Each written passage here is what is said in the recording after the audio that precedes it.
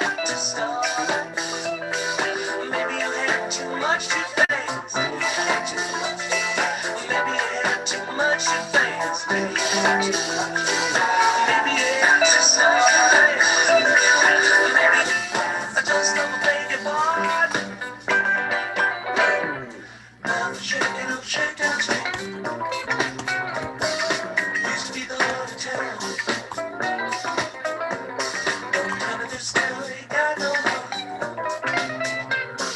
You just gotta move around. All right, Dave. Chris, how are you doing, man? Good. I'm sending you the link to the chat if you want to share it on social media. Oh, great. So we are live, and I couldn't be happier to have Dave Hendricks from Vertalo to tell his story. How you doing? Great, man. I'm super good. Just having a Monday, it's Monday. Look at this, Let me just get this out here, on live with Chris Champion.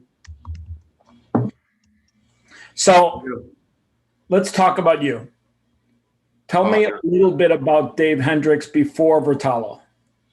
So I've been an entrepreneur in database technologies for a couple of decades. I started out my career kind of conservatively. I worked at an accounting firm called Arthur Andersen at college. I got a couple of friends that used to work there. Are they still Arthur Andersen, or I think they're just Andersen right now, right? Well, so Accenture, Accenture is the old Arthur Andersen Consulting.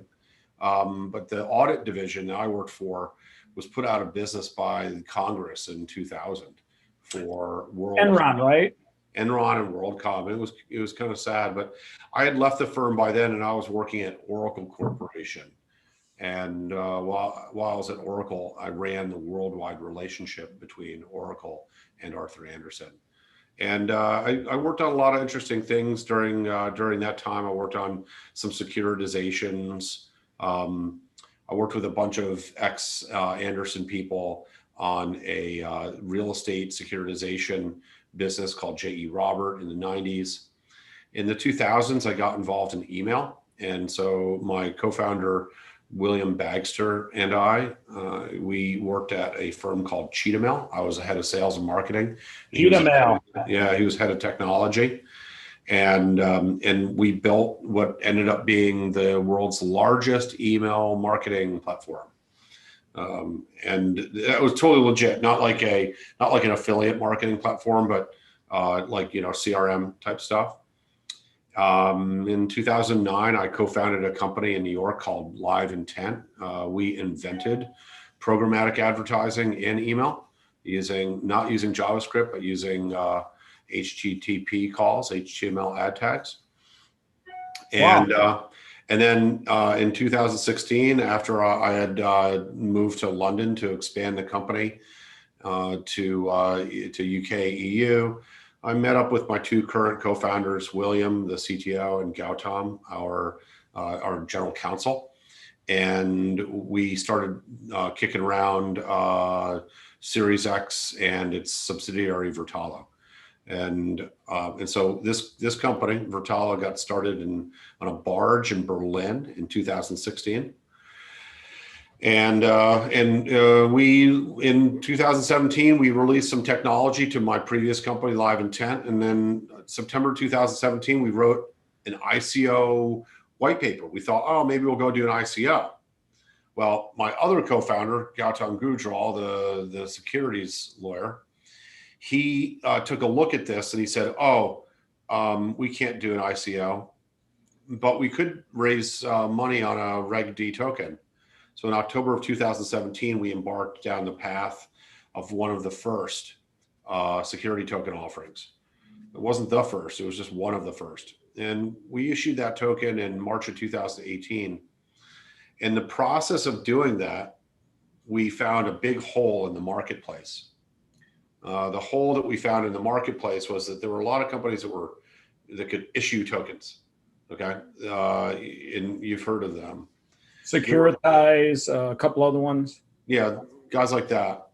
and they were issuing tokens, and they were creating a token and issuing them to MetaMask wallets, and then they were like, that's it, that's all we do.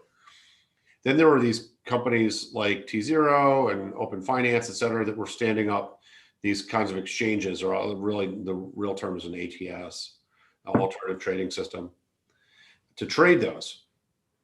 We saw a big hole in the middle, and that hole was, how do you manage the data related to those holders in between the tokenization and secondary sale? And so we pivoted the company in May of 2018 to focus on the data management of these digital assets, because we had the problem ourselves. We thought other folks would, and so that's kind of how we got to where we are now. So, where are you guys out of? Austin, Texas. This is Austin right behind me here, and we also have an office in Philadelphia as well. So, cool. How big's your team? So it's a small team now. We've got 15 people. And pretty big. Yeah, well, the thing is that when you're early and you're bringing out kind of innovative technology like ours, and the market's just developing, it doesn't make a lot of sense to have a 50-person team. No, it makes a lot more sense, I think, to have a team that is nimble, fast, can turn on a dime, and also you want to keep your costs low because you're not making that much money yet. And then once you find product market fit and you've got your kind of ideal clients, and you can repeat them, then you can start to scale everything, marketing, sales, development, tech, all those things. So talk a little bit about the tokenization of real estate. I was referred to you by Michael Arrington. Mm-hmm. And Michael and I have been investors in Propy, and Propy kind of went in a different direction, where you guys picked up the ball and started working on tokenized real estate. Talk about that, because I actually think that is a quadrillion-dollar industry if you look at it on a global basis. And I know it's crazy to even think about a number that big, but it really is. Yeah, real estate's this amazing asset class. It's global. It's the biggest asset class, kind of tied up there with debt as an asset class. It's highly fragmented. Oh, that's so weird. You literally call debt an asset class. Mm-hmm. Yeah. Debt. Well, if you own debt instruments, it's an asset for you. For other people, it's a liability, but if you own it, it's an asset. And so, all the credit card companies, their asset is credit card debt. And airlines debt is frequent flyer miles. They own those. So you take a look at something like real estate, which is trillions and trillions of dollar. I'm not sure what the size of the global TAM is, but it's huge. And real estate, the thing about real estate is it pays great dividends. It's a very stable asset class. I mean, things are a little tough right now with what's going on, but we don't have to spend everyone's time on that.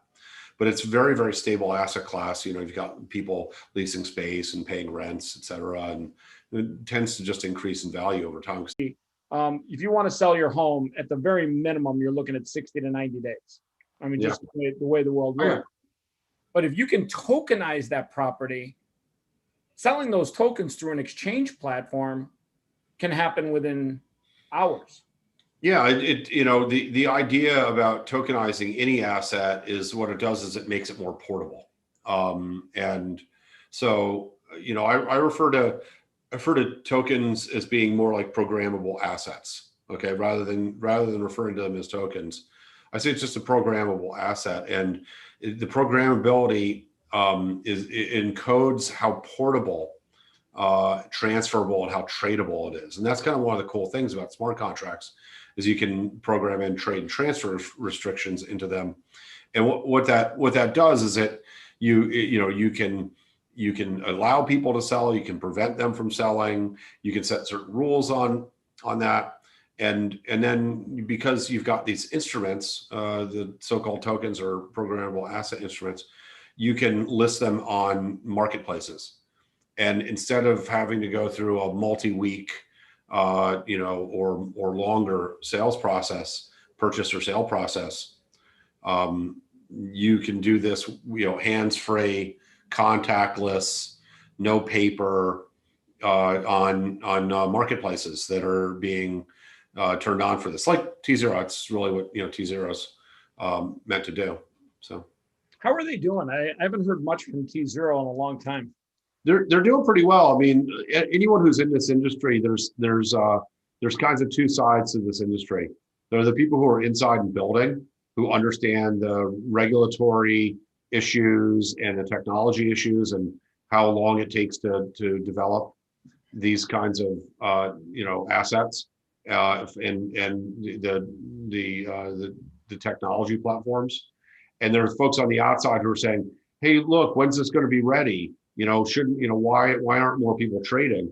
And what a lot of folks don't fully appreciate is the regulatory constraints that all of us have been working through. Because when you bring these kind of new ideas to regulators, they look at this, and especially after the ICO period, they say, "Oh my, this looks like an ICO."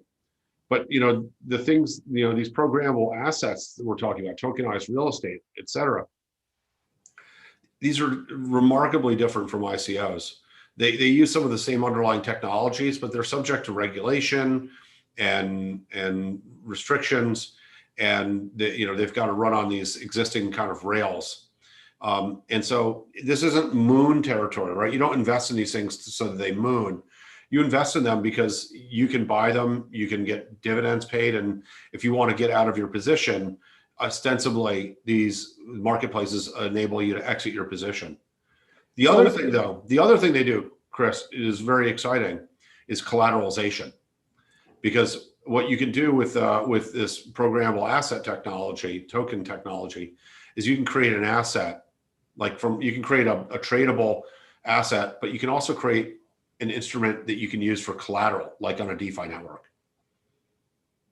So are you guys using ERC-20? No, we do not use ERC-20.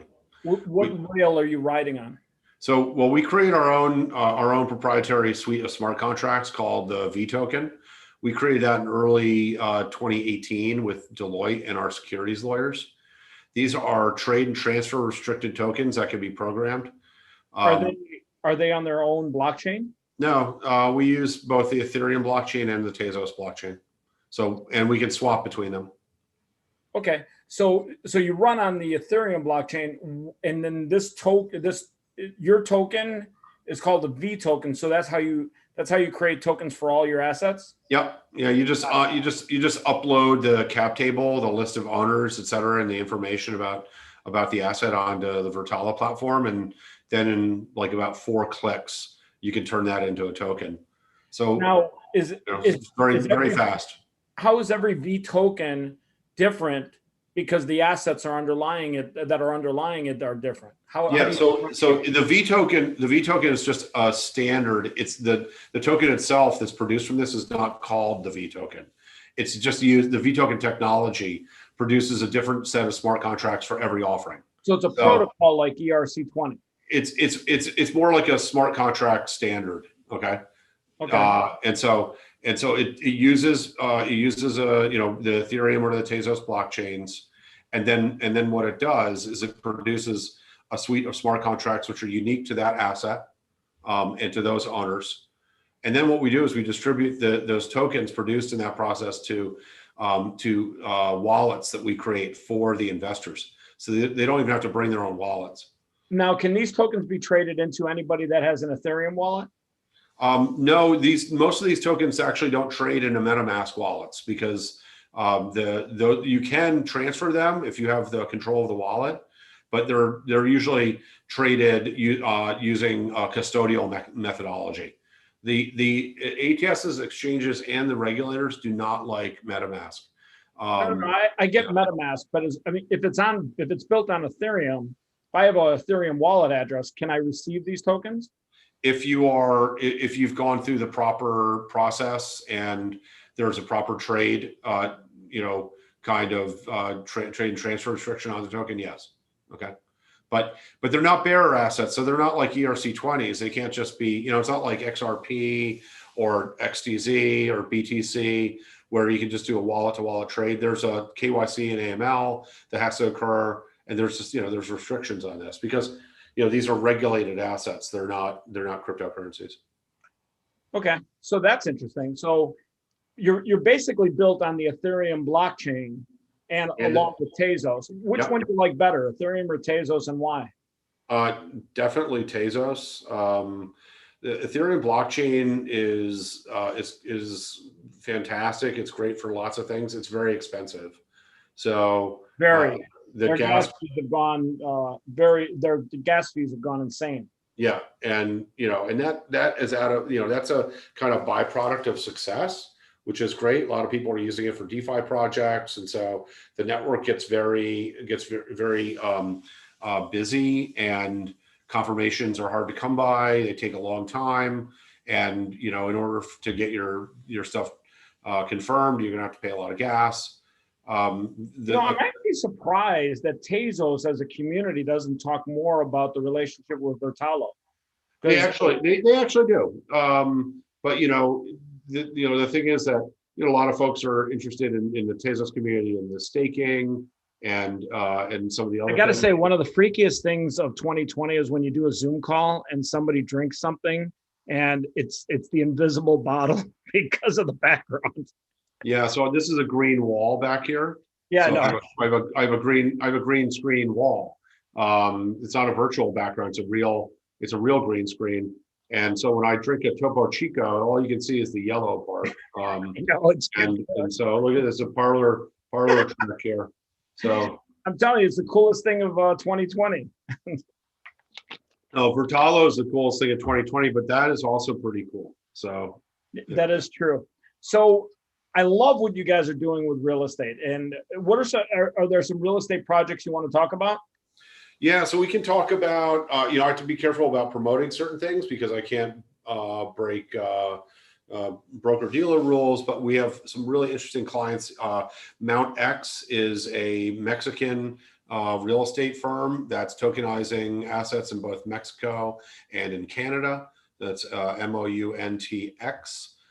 We're also That's not MTGOX, is it? No, it's not MTGOX. No one's tokenizing that. No, they removed all the tokens from that. Actually, not really. They still got quite a few Bitcoin stuff there. Oh, do they now? That's good. Well, he's got like 200,000 Bitcoin stuck in Mt. Gox though. Yeah, well, the liquidators are trying to give those back to the former holders of them, but it's a weird situation in Japan. Have you heard about that story? Yeah, I had a friend who was involved with that. I tried to work with Mt. Gox in 2013. I was not. It was a very frustrating experience to deal with that system. I found it to be very hard to use. Well, not only that, but Mark was way over his head. He was not a good manager of that platform. Yeah, but visionary, right? It's hard to do new things. Well, he wasn't really that much of a visionary. Remember, he bought Mt. Gox from Jed. Yeah. So. Well, and then Jed got back involved, didn't he? So. He had to because it was a dumpster fire. Someone had to fix some things up. Yeah. And so Mount X is one of these projects we're working with. There's another one called REI Capital Growth. Like the sporting goods company? No, not the sporting goods company. It's just a real estate investment capital growth. It's a Connecticut-based firm that's doing an offering now. It's a foreign S1 offering. So it's a foreign. And we have some others that we'll talk about. Those are the kind of fun ones which are newer to us right now. Talk about what foreign S1 means. I want people to know a little bit about that because that's a big deal. Yeah, well, so there are you've got Reg Ds, which are private offerings to U.S. investors who are accredited, and then you've got Reg CF, which is regulation crowdfunding. That's for smaller deals. Then you've got Reg S, which is the sale of U.S. based equities to foreign holders. With a Reg S, you're going to offer to people from a different country outside the U.S., and then you're subject to the fundraising regulations in the countries that you're offering to. And there's a lot of foreign investors who want to buy U.S. real estate, and Reg S or any U.S. asset company or otherwise, and Reg S is the way that folks do that if they want to stay in compliance. Now, Reg S, is that only limited to foreign investors, or can local U.S. investors invest? No, local U.S. investors cannot invest in S1. So oftentimes an issuer who's doing a Reg S will also do a kind of a sidecar Reg D at the same time. The difference between a Reg D and a Reg S is that the Reg S doesn't have the same year-long hold period as a Reg D. It could be the same asset. And then with Reg S's, you have to watch Talk a little bit about the year-long hold period. Explain that to people. Yeah. So there's something called, in Reg D, there's something called Rule 144. And Rule 144 basically says that, other than selling to other investors in the round, that you have to let an asset season for a year before it is tradable outside of the initial group of buyers. And so that means that you can go raise unlimited amounts of money on Reg D, but you cannot trade or transfer that out of the original investors until a year after the issuance period. And then after a year, people can trade as much or as little as they want. Yeah. That's interesting. So that's how you literally. Now let's talk about single family residences that people would want to tokenize to ultimately be able to create liquidity for their real estate portfolios. Yeah. If you have a $300,000 house in Las Vegas and you're renting it out on short-term rentals, Airbnb, yeah, give me an example of what Vertalo can do for that. Well, so Vertalo probably wouldn't work directly with that homeowner. Probably one of our partners would. So companies who want to run these kinds of tokenization efforts typically license Vertalo, and then that enables them to go out and kind of build business on top of Vertalo that can, for example, tokenize, securitize and tokenize real assets at scale. So probably somebody like there's a company called Pref Logic that you can look up, PREF Logic, that is offering tokenization services to smaller issuers. If you're doing a $300,000 issuance, that's pretty small.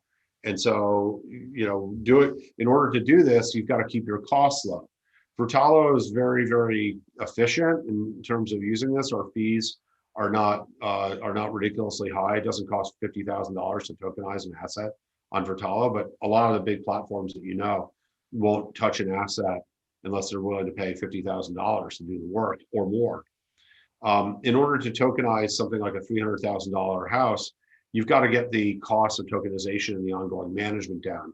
So in order to do something like that, you'd probably work with someone like a Pref Logic that would be able to offer you a whole system for you to take that property, market it out to investors who want to buy a piece of that, and then to digitize and tokenize it. So, if you want to really tokenize residential real estate and with numbers at $300,000, $500,000, you probably want to do a bunch of them. Like let's say there's 50 of them in a pool. Yeah, 50 of them in a pool is great. Now you can do one of two things. You can either tokenize them individually and then sell slices of each one to investors and they can buy a slice of them, or you can go buy 50 houses, okay, package them all up in one thing, aggregate the value of the assets and also the income stream from them, and take that and offer that to the market. Interesting. Now, when somebody's looking to do something like that, what kind of fee structure are you looking at spending to actually tokenize the underlying asset? Well, tokenizing in our system is practically free. I mean, it doesn't cost a lot to tokenize it, but what you have to do is there's a whole bunch of other things you have to do when you want to take an asset like that and offer it for sale. And you have to create a private placement memorandum, which is really a sale agreement for the investors. You've got a little bit of legal work to do. And then you've got an ongoing responsibility to the investors to do things like pay them, communicate with them, et cetera, and also facilitate, if you say this, the secondary sale of the asset. So it could cost you a couple $1,000s a year to manage this, on a, to manage the data, manage all the kind of administrivia related to owning an asset like that. Which is why, you can do it on an individual property basis. It might make more sense to roll all of this up into, go get 10 properties and roll it up into a single offering. And then, if one of the houses stops producing income, the other ones can make up for it.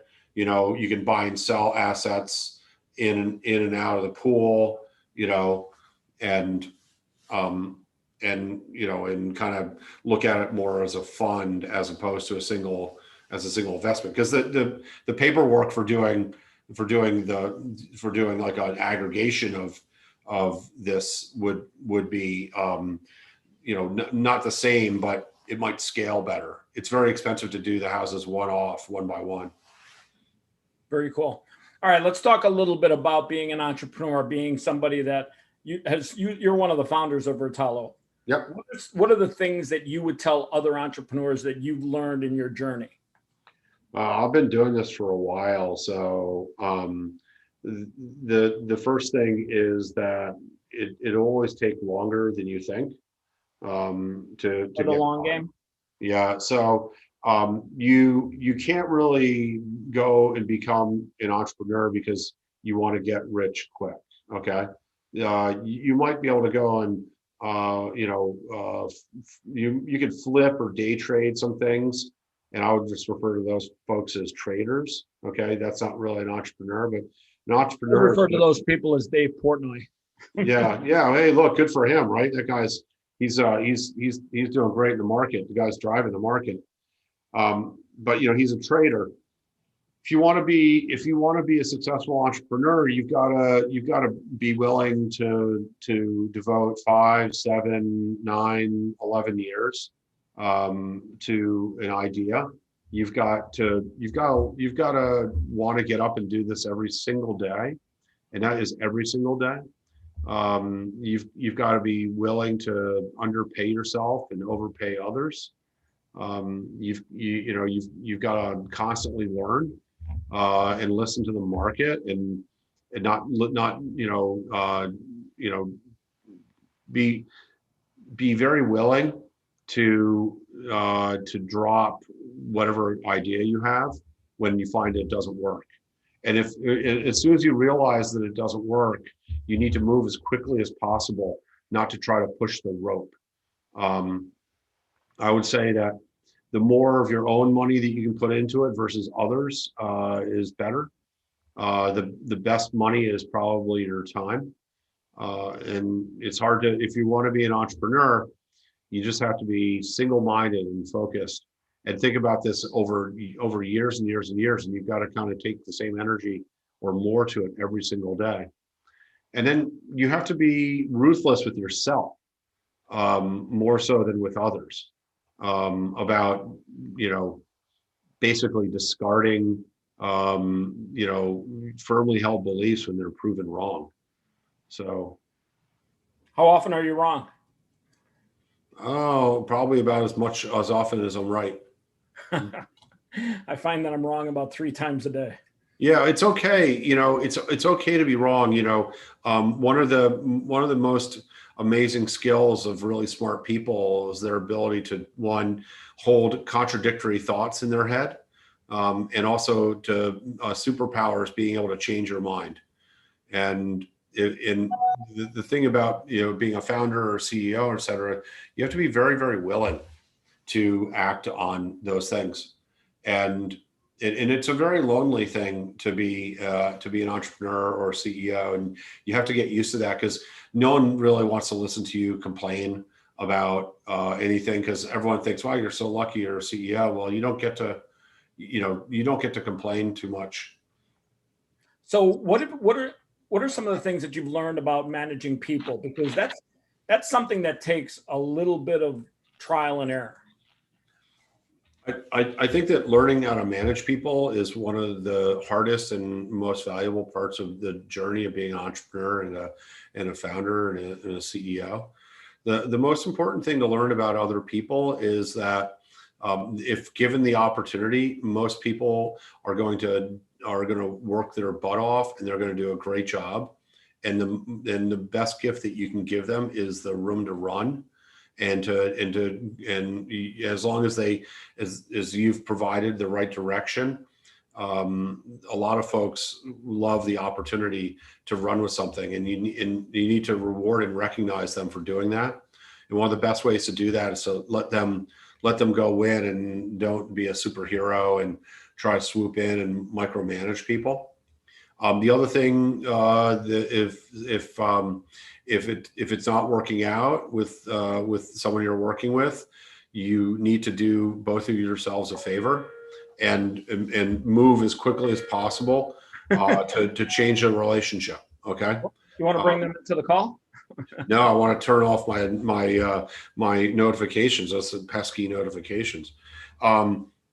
Those are probably some of my people calling me and saying, "Hey, let them know they can ask you questions on YouTube." Yeah, right. Who knows what's going to happen? I think that it's very important to treat your employees with respect, and understand that they have lives too. And most of the time, people won't remember what you said. They will only remember how you made them feel. Oh, I thought you were going to say people don't remember what you say, but they always remember what you did. Yeah, well, that too. I think they do that. But people definitely remember about how you made them feel, and so it's one of the hardest things is to hold back. It's very important to try to hold back, but providing great direction, providing purpose, providing camaraderie. It's super important. I mean, we've made a big investment here. My whole team, you can't see them. They're all behind this wall over there. We've been working together. Bring them in. Well, I'm letting them do their job. But we've been working together, next to each other since late May. And everyone here is doing pretty well. And we're very lucky. And I'm blessed to have just an amazing team here. I think the whole team concept, when you refer to people that you work with as your team versus your employees, that dynamic changes everything, because no matter who you are in life, doesn't matter if you're Mark Cuban or whoever, the people that work around you, the people that support you are your team. They're so important, and you just got to recognize them for who they are. Yep. Let's have a little bit of fun. Yeah. I'm gonna ask you a little word association, and then you can tell me why. Doritos or Cheetos? Oh, Cheetos. Why? Oh, I mean, that orange dust, right? It's like it's like two meals in one. Yeah, it's the meal that sticks around for a while afterwards. Yeah. All right, cats or dogs? Dogs. Oh my God, what's going on here? It's your dog calling. I was going to say my dog's locked out of the office right now, so he's probably calling me out. Right.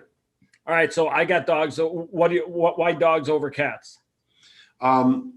Because dogs are always happy to see you. And the thing right now, especially for all of us, is you can actually go and take a dog for a walk, and you can't take cats for walks. So if you want to go meet people, or you want to just get out of the house, dog is the best way to either meet people or get out of the house.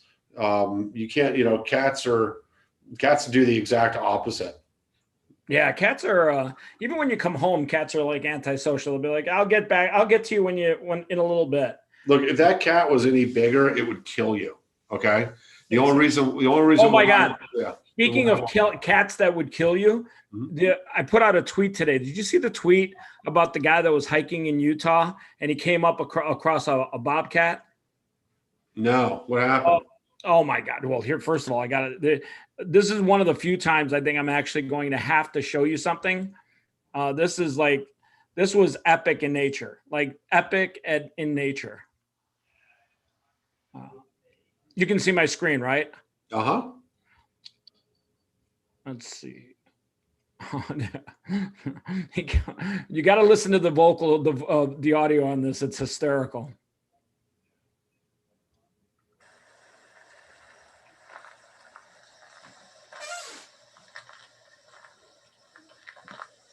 Oh fuck. Oh fuck. Oh fuck. Oh fuck. Fuck you. Fuck you. Fuck you. Fuck you. Holy shit face.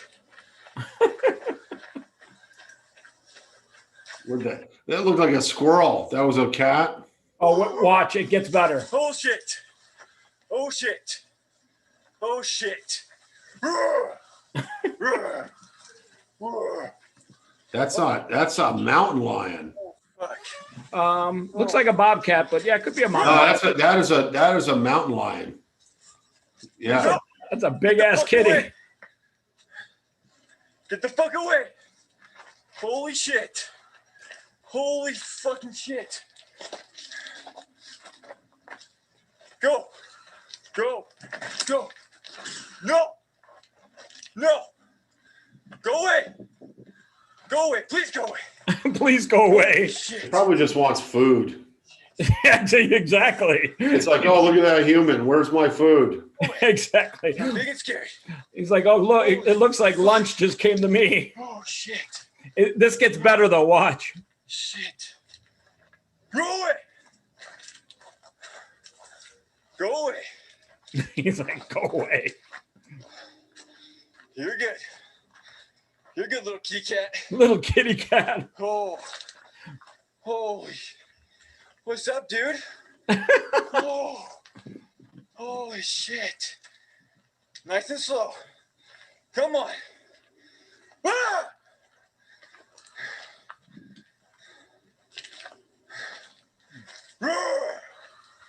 No. No. I'm being scary. I'm being scary. Go away. I'm going to spoil the ending. He doesn't get eaten by the cat. Go get your man. I'm guessing. Come back down, I promise. Holy. Now watch this in a second. You'll see something pretty insane. Holy. Babies. By the way, the cat's growling in the background. I don't know if you can hear that. Dude, you're scary. Dude, you're scary. You're a fucking scary kitty cat. You hear the cat? The cat's growling at Go him. away. Go away. No. Right about there, I shit my pants, 100%. Fuck you, dude. Holy.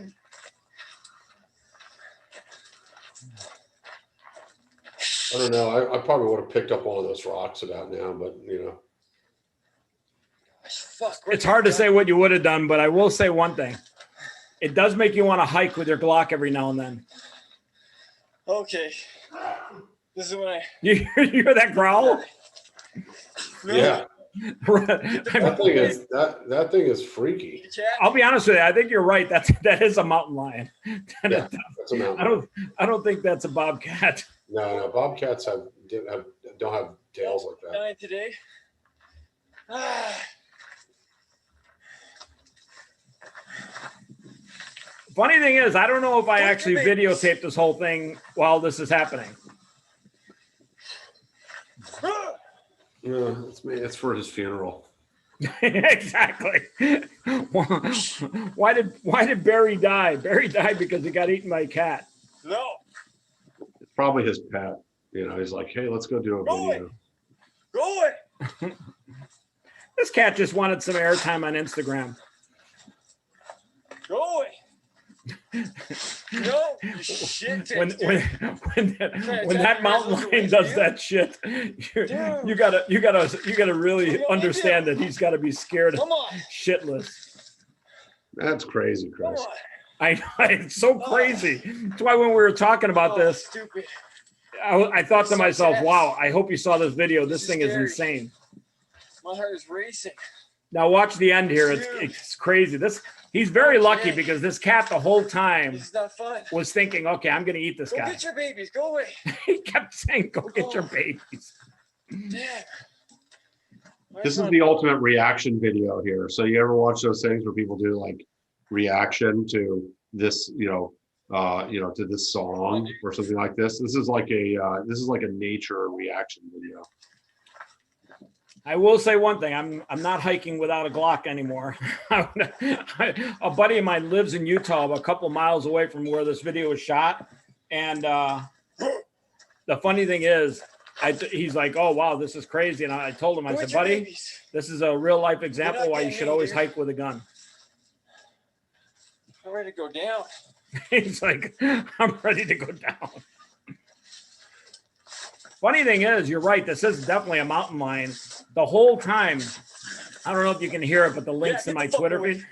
Finally, finally, the cat just ran for some reason. Oh, damn it. Okay. Yeah, and he turned around and there's a bear. That just happened. He's like Wow. that. Funny thing is, he's not that scared. He's pretty calm. Holy cow. Holy cow. Yeah. That's crazy, man.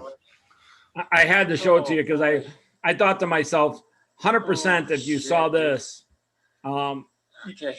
It was like so in line with what we were talking about. There you go. That's being an entrepreneur right there. Exactly. And the cat is, challenges and existential threats to you. Exactly. Lack of capital, stuff like that. All those things. What would you have done if you were him? I don't know. It's a good question. I'd probably I'd want to read that cat a little more closely. I'd probably toss a couple rocks his direction. I think I kind of thought that myself. I said, why didn't he grab some rocks and just throw it at him? But I'm almost thinking to myself, maybe that agitates the cat and makes the cat I wouldn't throw it at the cat. I would just kind of try to, But I don't know, man. I don't know. I haven't encountered that. Well, by the way, I've gone camping a lot, and here's a little life tip. If you're ever out camping in the woods and you somehow come across any bear, black bear, brown bear, people are always like, well, some bears are friendly. No, they're not friendly. None of them are friendly. The way you overcome a situation, probably similar to this cat, is you get big. You get your arms out like this, and you make very loud noises, and you try to just keep your ground. You definitely don't charge, because when you charge, animals like bears and cats, if he would have charged that cat, animals' nature is to charge at you. There's no you charging them and then they run. But if you get big, you can sometimes protect yourself in those crazy situations. See, I got some wingspan. You got some wingspan. I know a couple bears that would run. Yeah. Well, listen, glad we had this time together. Love what you're doing. I definitely think you're fixing a problem in the tokenization space. 100% think you guys are going to be doing some big things in 2021. 100%. For real. I love it. Chris, thank you so much for having me on your show, man. And for sharing that cat video with me. I've never gotten to be on with a cat video. Okay? I'll be honest with you. I mean, it's everything you want in YouTube. You got a cat video, you got you, and you got me and Vertalo. I mean, I'll tell you right now, if that cat video doesn't wake you up to life, nothing will. I love it, man. Listen, let's do this again sometime when you've got something to announce. Definitely think you and your team are onto something really big. I 100% believe when people start realizing that adding a liquidity tool to real estate, which basically is not that liquid. It's 60 days, maybe if you're lucky, to liquidate some real estate. And then you realize very quickly, if you need liquidity, then you got to go try and borrow money, and then you get hard money lenders, and it's just crazy. But if you can sell fractional ownership of real estate and tokenize it, and then it's already tokenized, you can liquidate in and out of real estate, so many benefits. Plus, paying dividends through a token has got to be better. Just stay tuned, and we'll do some case study stuff coming up in some months. Okay. Sounds great. I appreciate your time. Thank you so much. We'll talk again soon. Love Dave, it. you're a cool cat. You're awesome, Chris. Thank you so much.